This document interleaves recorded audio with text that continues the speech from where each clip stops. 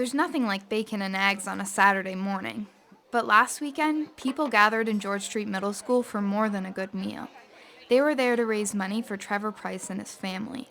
His Aunt Kathy put the fundraiser together to help cover travel costs and medical bills they'll face during his treatment. The money will be used to travel back and forth to the IWK and then to fly from the IWK to Toronto if it's needed. That's all at your family's expense. He will come home hopefully this week on some intense drugs, and a lot of those are not covered by medical plans or the provincial plan in New Brunswick. Trevor has severe aplastic anemia, a condition which causes a low count in all 3 blood cell types. The IWK sees only 2 cases in children each year.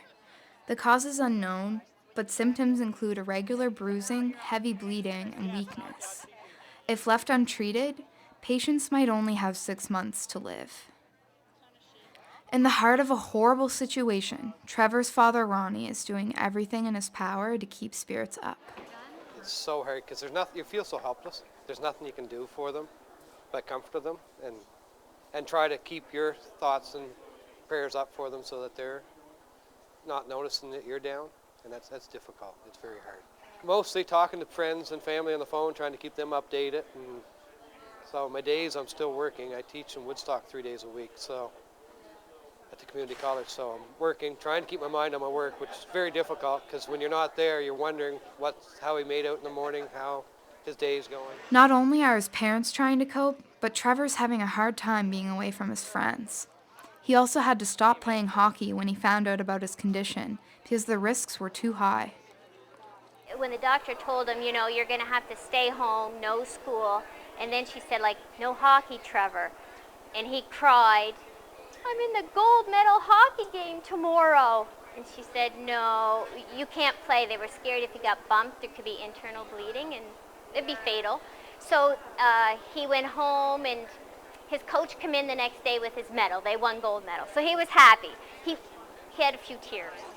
Seeing all his friends in their jerseys Saturday would have made Trevor smile. Even the UMB hockey mascot was there to entertain. People sold baked goods, books, and raffle tickets for prizes. By late morning, thousands of dollars were raised. But above all, those close to him just want him to know how much they miss him. If you could send him a message, what would you want to say? Just keep singing. He was a big singer and he was in production with me. Oh yeah? So we auditioned last year together, but I didn't make it in and he did. So we auditioned again this year and we both made it in, but he left and he didn't get to keep going. We all support him very well and to get better real soon. Everybody's going for you. Go for it. He's a fighter. He was in daycare with me. He was a long time ago, so back when he was a 4-year-old, so he's a big boy now.